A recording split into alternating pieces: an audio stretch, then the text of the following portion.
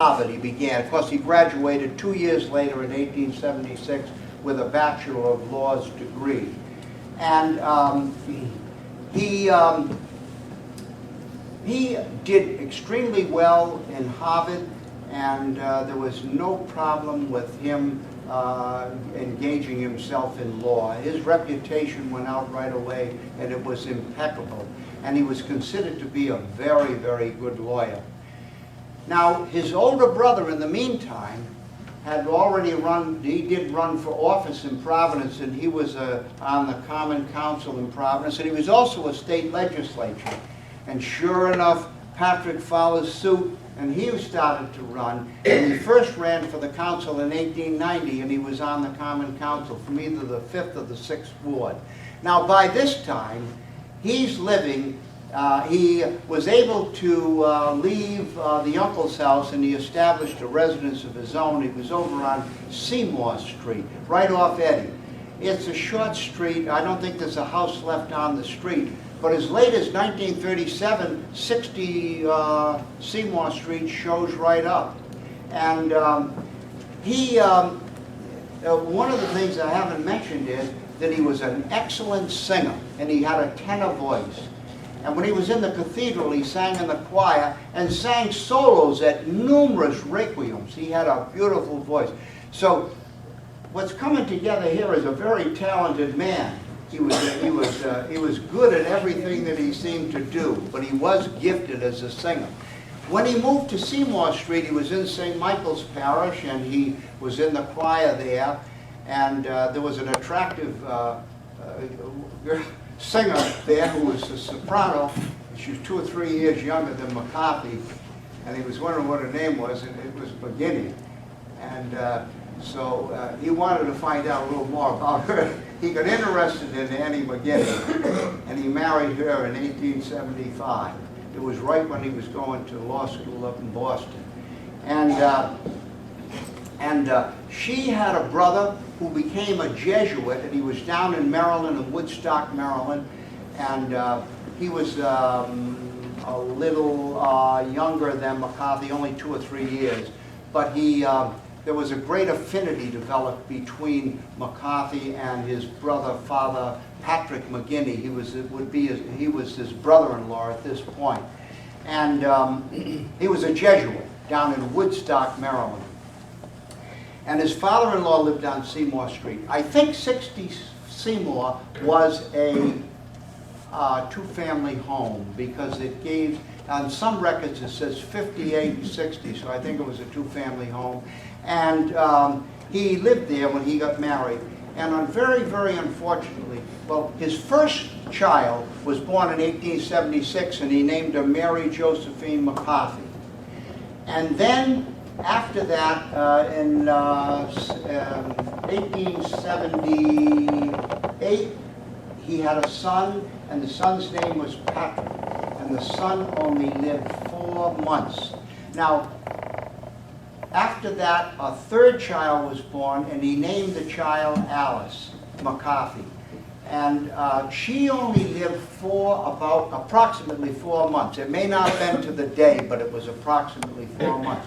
So if this doesn't show or point up the unbelievable things in life, or the unexplainable things in life, he had 3 children, Mary, Patrick, and Alice.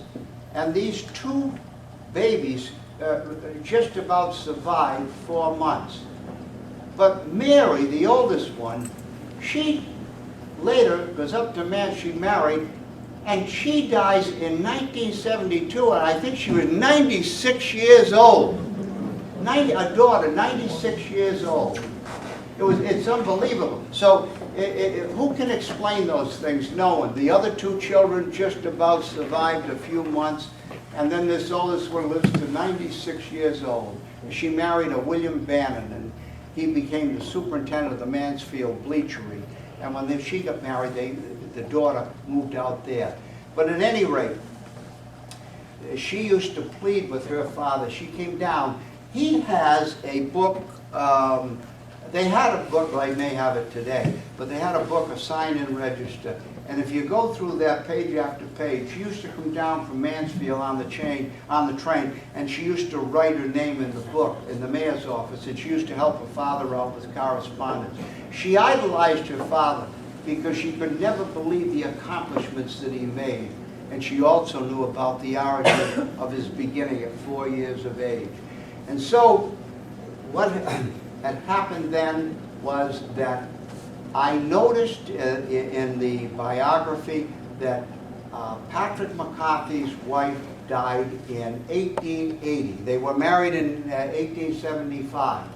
And her death in the death index in Providence lists consumption. But there were also some alluded comments that were made that she became debilitated in childbirth, and it was probably very likely that that's what happened. When the third child was born, she was almost bedridden, and she only lived herself 4 months after the third child died. So there probably was some connection with the fact that she had great difficulty with childbirth. And so he lost his wife after 5 years of marriage.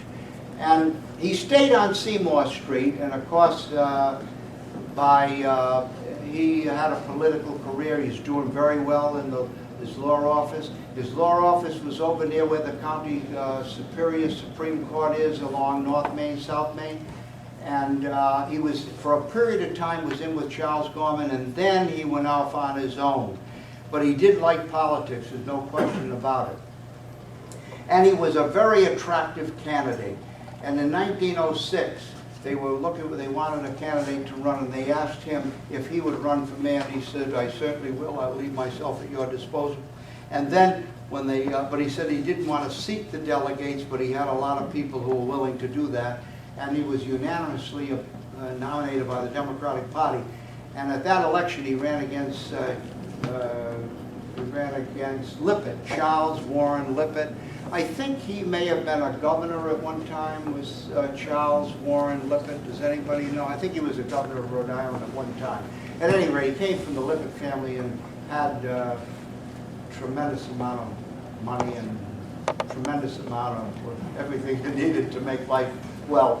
But he handily beat Lippett in that election in November of 1906. Now, someone said to me, wonder why he was only in a short term. Well, actually, they elected mayors every year in those early, until 1912.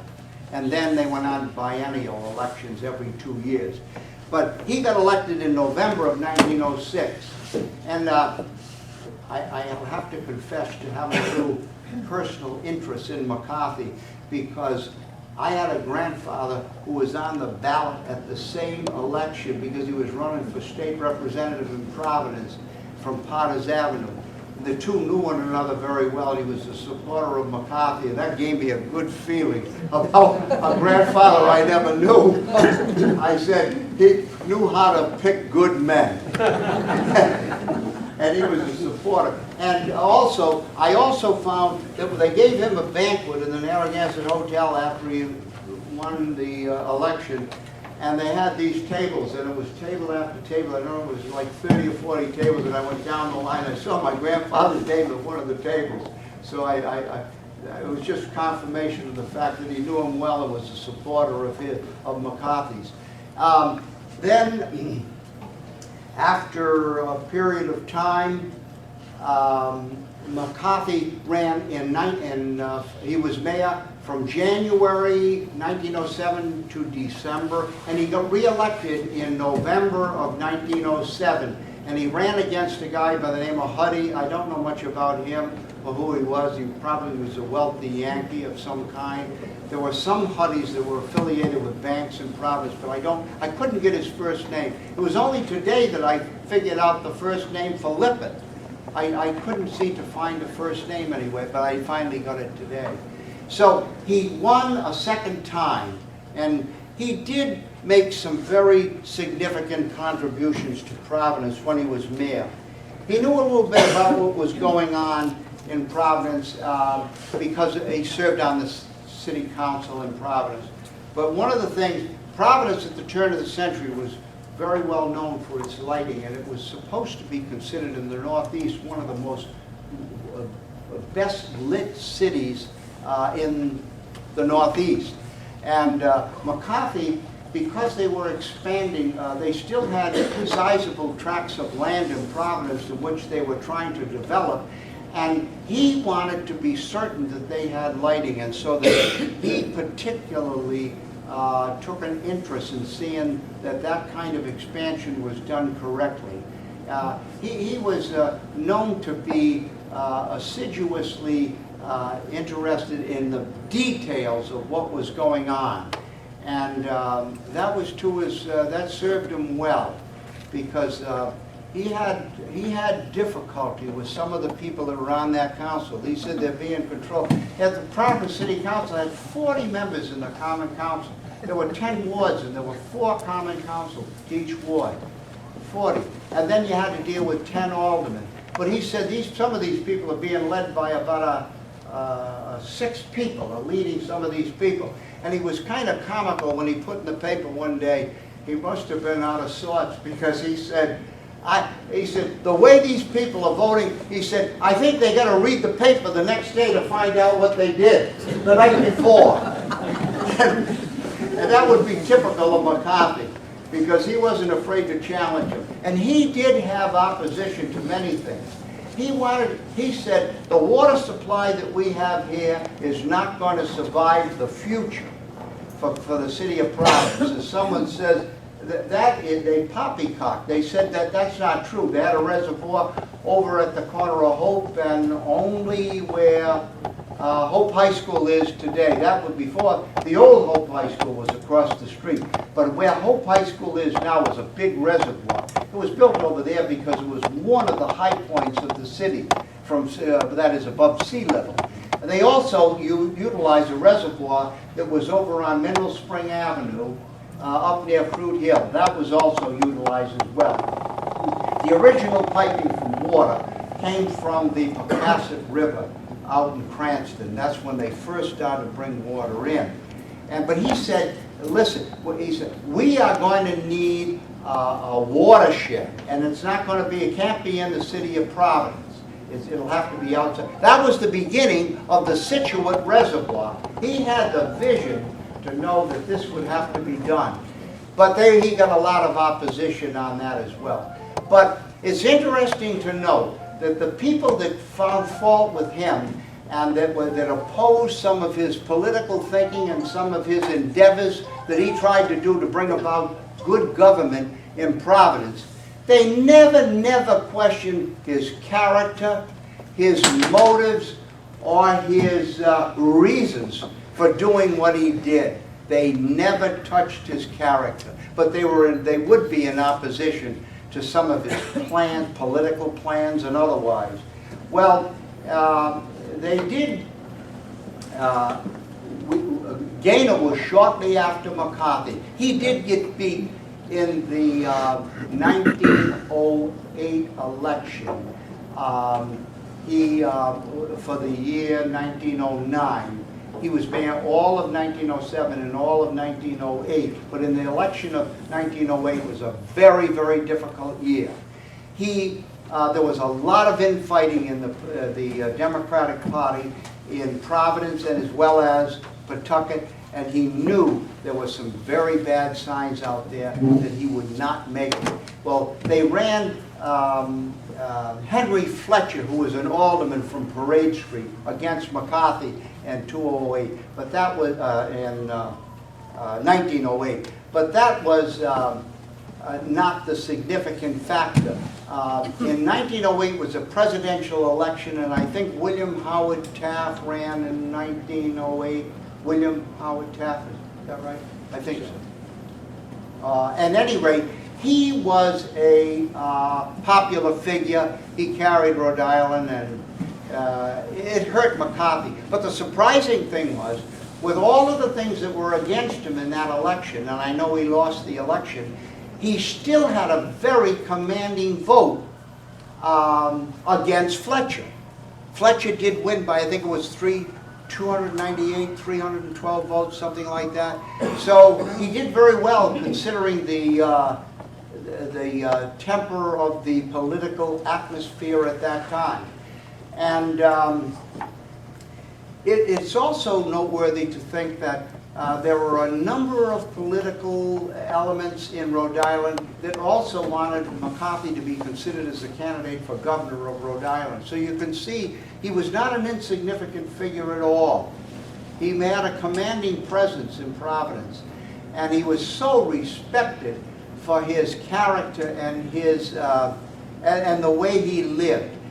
And it was well to know, people who knew him well, they wrote notes and said he had an abhorrence for inappropriate language or for coarse language. He had an abhorrence for that. So the people that knew him well, they refrained from any inappropriate language around him. But he spoke to people when they didn't know that what his feelings were. He said, you know, he said, I don't think that what you're saying is everyone will agree with this because of the language that they were using. He made it known, at least, that he didn't accept that in his presence. He had a lot of character and a lot of principle. And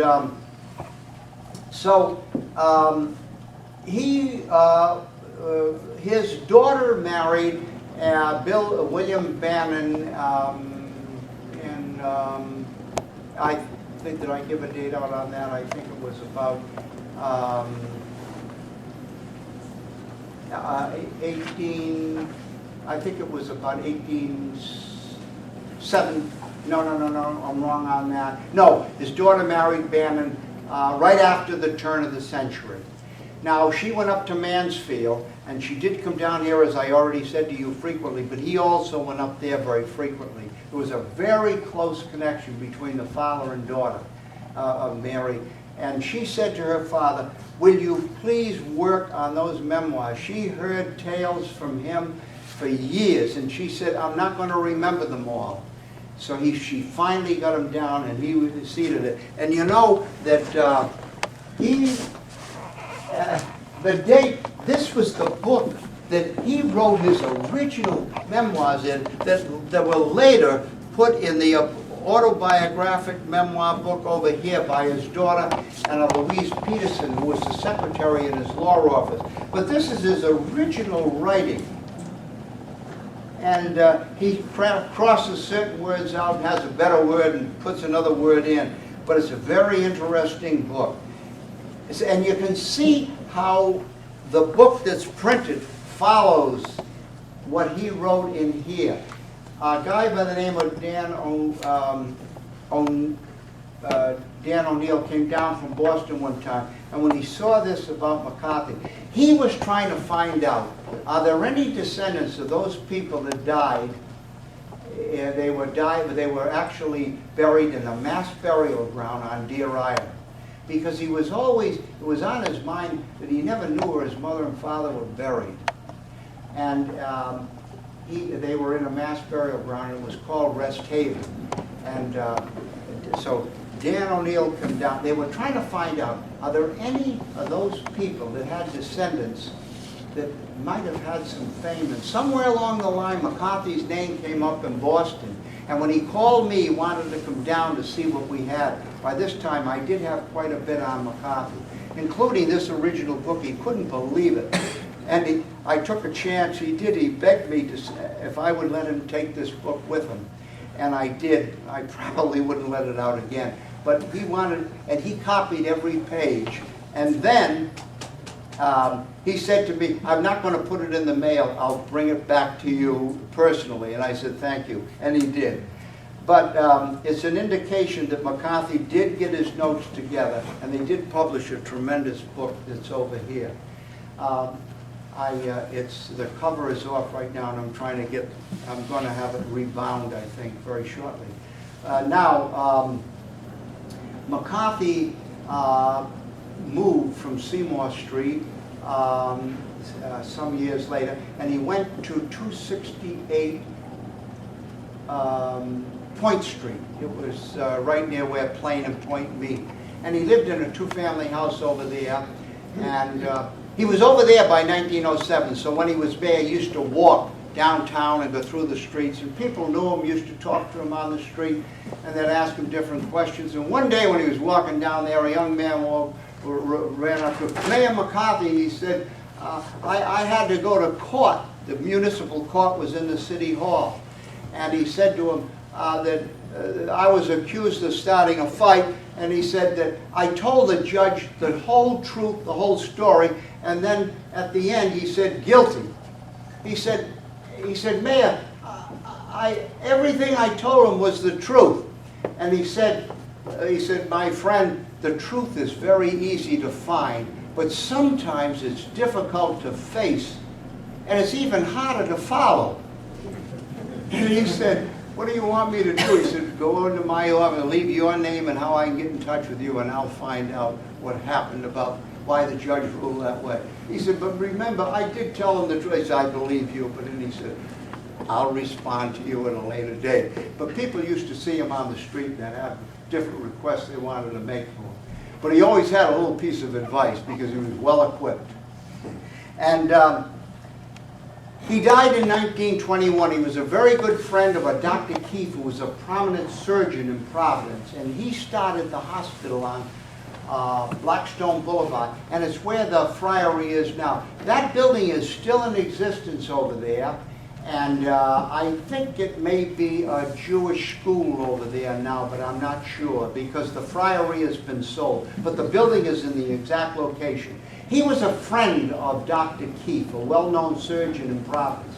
And then when he got very ill, he did go over to the hospital, and he had an operation over there. And in 1921, he died, and they give his age as 71 or 72, 71 and so many months. He probably was about 76 or 77.